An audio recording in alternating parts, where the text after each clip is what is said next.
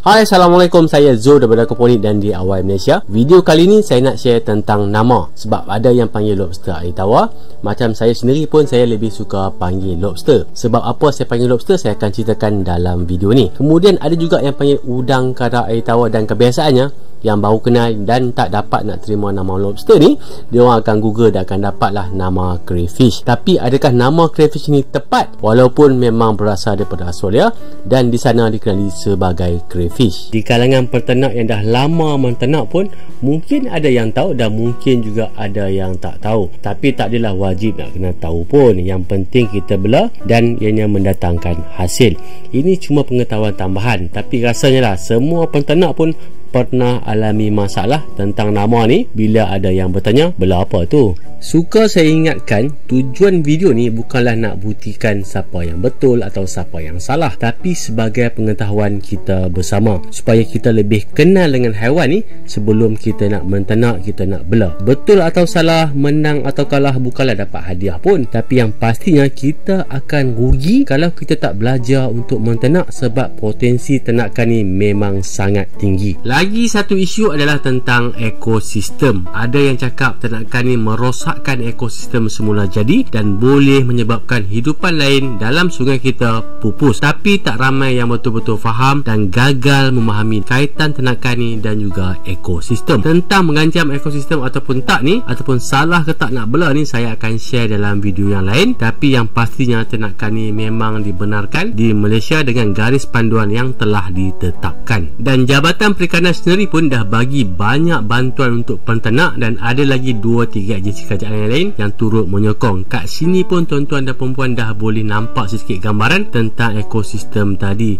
dan sama ada boleh bela ataupun tak. Kalau berbahaya kepada ekosistem dan tak boleh bela, takkanlah Jabatan Perikanan nak bagi galakan untuk kita menternak dan siap bagi bantuan lagi. Dan ada satu research paper tentang kesan ternakan ni terhadap ekosistem di Malaysia. Saya akan letakkan link dekat bawah dekat video description untuk tuan-tuan tengok research paper tu. Kita boleh menternak dengan syarat kita patuh kepada biosecurity dan juga MyGap. Memang tak dinafikan pernah berlaku kejadian di mana semasa banjir ternakan ni terlepas ke dalam sungai. Itulah salah satu contoh keadaan di mana kalau kita tak patuh kepada biosecurity dan juga MyGap. Okey, balik pada tajuk kita hari ni tentang nama. Mana satu nama yang kita nak gunakan dan bila masa dan situasi mana yang kita nak gunakan nama tu. Dan memang ada ketikanya kita kena gunakan nama tersebut saja, tak boleh gunakan nama yang lain. Yang ni penting. Nama saintifik untuk haiwan ni adalah Cherax quadricarinatus dan berasal daripada Australia. Dan dekat Australia ni dikenali sebagai, dia ada banyak nama. Ni adalah kita panggil sebagai common name ataupun nama panggilan. Yang pertama dipanggil sebagai Queensland Red Claw, Australian Red Claw Crayfish, Red Claw Crayfish, Tropical Blue Crayfish, Freshwater Blue Claw Crayfish. Memang banyak nama panggilan dekat Australia. Dan ini adalah hidupan air tawar, habitatnya di sungai dan juga tasik, dan berat boleh mencecah sehingga 600 gram. Nama saintifik tadi tu adalah tetap dan tak boleh berubah. Pergilah ke negara mana pun dalam dunia ni, nama dia tetap sama. Tu untuk nama saintifik. Tapi nama yang banyak-banyak kat bawah tadi tu adalah nama panggilan sahaja ataupun nama tempatan, termasuklah crayfish. Nama panggilan ataupun nama tempatan ni dia tak tetap. Pergi negara lain, lain nama panggilan. Kadang-kadang berbeza negeri pun nama dah lain. Dan boleh panggil apa saja pun asalkan orang faham apa yang kita maksudkan. Untuk memudahkan pemahaman kita tentang beza antara nama saintifik dan nama panggilan ni, sebagai contoh ada satu binatang ni, nama saintifik Bostaurus. Okey, ni binatang apa pula ni kan? Okey, ni pun sama juga, ada nama saintifik dan ada nama panggilan. Okey, inilah dia Bostaurus. Di Malaysia kita panggil lembu. Sahabat-sahabat kita di Indonesia panggil sapi. Di kampung saya panggil kau. Adakah salah? Tak salah, sebab tu adalah nama panggilan. Selalunya bila video tentang lobster ni, sebab saya suka panggil lobster, saya sebut lobster lah, memang akan timbul soalan ni, kenapa panggil lobster ataupun lobster air tawar, yang tu crayfish. Dan ada juga yang cakap, bang, lobster tu air masin, udang abang mula ni air tawar, mana boleh panggil lobster, yang tu crayfish. Sebenarnya istilah crayfish tu sendiri yang orang Australia panggil tu adalah merujuk kepada lobster air masin ataupun lobster laut. Sebab dulu orang Australia dengan New Zealand, diorang tak panggil lobster untuk lobster laut ni, diorang panggil crayfish. Tapi rasanya sampai sekarang pun masih sama kot. Jadi bila rupa sama, yang air tawar ni pun diorang panggil crayfish juga. Walaupun nama crayfish tu adalah merujuk kepada lobster laut, tapi diorang tak panggil lobster, diorang panggil crayfish. Kita di Malaysia ni pula, yang dekat laut tu kita panggil lobster.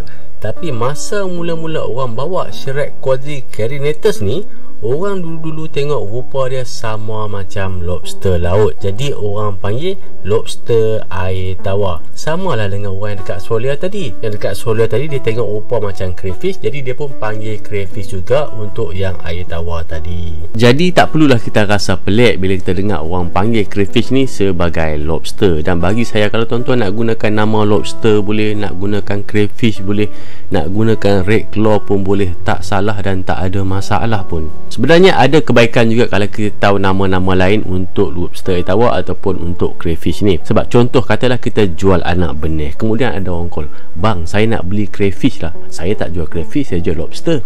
Kan dah ada konflik kat situ. Jadi kalau kita lebih faham, lebih mudah membantu kita dalam perniagaan. Okey, kenapa saya lebih prefer untuk panggil haiwan ni sebagai lobster? Kalau tuan-tuan tengok dalam gambar ni, sebelah kiri tu adalah lobster laut, Canadian lobster, dan sebelah kanan adalah lobster air tawar ataupun crayfish ataupun udang kara air tawar. Dan kalau kita tengok betul-betul, dia rupa dia hampir sama, jumlah kaki yang sama, bentuk badan yang sama, dan kedua-duanya ada dua sepit. Kalau kita tengok sekali imbas pun kita tak dapat nak bezakan yang mana satu air tawar, yang mana satu yang laut, kecuali pentanak lah, orang yang dah lama bela, yang dah selalu tengok, dia dapat bezakan. Tapi kalau orang first time tengok, dia takkan dapat bezakan pun antara air tawar dan air masin ni. Ada orang dia rasa janggal nak panggil nama lobster, tapi bagi saya rasa lebih janggal dan pelik nak gunakan nama crayfish ni. Sebab bila sebut crayfish, secara automatik orang akan terbayangkan ikan. Tapi haiwan ni bukanlah sejenis ikan. Dan pernah saya test, bila ada orang tanya nama haiwan ni, saya jawab crayfish, tapi respon yang saya akan dapat, orang akan cakap tak macam ikan pun, dan ada juga yang akan cakap macam lobster. Even budak sekolah pun, dia orang akan rasa pelik kalau kita beritahu ni adalah crayfish. Dan respon budak-budak ni mudah je, tak macam ikan pun. Jadi dekat sini kita boleh buat kesimpulan, nama yang lebih mudah difahami bagi setiap lapisan masyarakat adalah lobster. Dalam pemasaran lobster ni pun, kalau nama tu sendiri dah boleh buat orang confuse, jadi orang akan lebih confuse sama ada nak beli ataupun tak. Jadi kalau soal nama ni dah selesai, dah tak ada argument, barulah kita boleh proceed untuk close deal. Nak jadi usahawan ni, kita kena bijak dan kena pandai tengok dengan siapa yang kita berurusan. Jadi sekarang ni, bila masa pula kita nak gunakan nama udang kara air tawar instead of lobster? Macam saya cakap di awal video tadi, dalam situasi tertentu kita kena gunakan nama ni saja dan tak boleh gunakan nama yang lain. Ni adalah laman web rasmi Jabatan Perikanan Malaysia, dan ni adalah lagi satu bukti yang menunjukkan ternakan lobster ni memang dibenarkan. Dan ada juga sedikit info ataupun sedikit maklumat tentang ekosistem dan apa langkah yang perlu kita buat kalau kita nak menternak. Kalau kita nak import masuk induk ke negara kita pun, memang dah ada garis panduan yang telah ditetapkan, dan Jabatan Perikanan memang sentiasa memantau aktiviti peternakan ni untuk pastikan penternak patuh kepada garis panduan yang telah ditetapkan. Jadi masa kita nak berurusan dengan Jabatan Perikanan tentang ternakan ni, kita kenalah gunakan nama udang kara air tawar. Jangan gunakan nama lobster ataupun lobster air tawar bagi memudahkan urusan kita. Kalau nama panggilan pun tak sama, macam mana kita nak berurusan? Dan Jabatan Perikanan pun ada sediakan bantuan dan juga khidmat nasihat untuk penternakan udang kara air tawar ni. Jadi jangan malu, jangan segan, kita rujuk kepada Jabatan Perikanan untuk dapatkan bantuan dan juga khidmat nasihat. Kenapa Jabatan Perikanan panggil nama udang kara air tawar? Yang tu saya tak pasti, tapi mungkin ada sebab tersendiri. Kita pun tak perlu nak buang masa nak fikir kenapa pula diberi nama udang kara air tawar. Baik kita fokus untuk menternak dan patuh kepada peraturan yang telah ditetapkan. Kalau kita nak berurusan dengan agensi lain pun, katakanlah dengan bank, contohnya kita nak mohon pinjaman, tapi bagi saya lah, elok kita mulakan secara kecil-kecilan dulu dan tak perlu nak buat pinjaman bank dan sebagainya. Bila kita dah rasa confident, kita dah pandai menternak, kita nak besarkan, kalau perlu gunakan pinjaman bank, barulah buat pinjaman bank. Tapi nasihat saya, mulakan secara kecil-kecilan dulu, kita belajar dulu. Semasa nak berurusan dengan bank tadi ni, sebagai contoh lah, kita kena gunakan nama yang betul, Udang Kara Air Tawar. Sebab kalau saya pegawai bank sendiri pun, saya akan cek sama ada ternakan ni berada potensi ataupun tak. Sebab saya mestilah nak tahu mamak ni mampu ke nak bayar balik pinjaman ni. Jadi pihak bank dia akan rujuk dengan Jabatan Perikanan bila melibatkan ternakan sebagai rujukan. Jadi kalau nak gunakan nama Lobster Air Tawar mungkin bermasalah. Jadi sekarang ni kita jangan nak buang masa nak pening-pening nak fikir pasal nama ni. Tak kisah pun tuan-tuan nak panggil nama apa, yang penting orang faham dan ternakan ni ada nilai komersial. Dan kalau nak berurusan rasmi dengan Jabatan Perikanan ataupun agensi-agensi kerajaan yang lain, gunakanlah nama Udang Kara Air Tawar. Saya lebih suka panggil lobster sebab saya dah terbiasa. First saya jumpa pada tahun 2011, masa tu pun memang orang panggil lobster air tawar ataupun singkatannya sebagai LAT. Dan di Indonesia pun dipanggil sebagai lobster air tawar.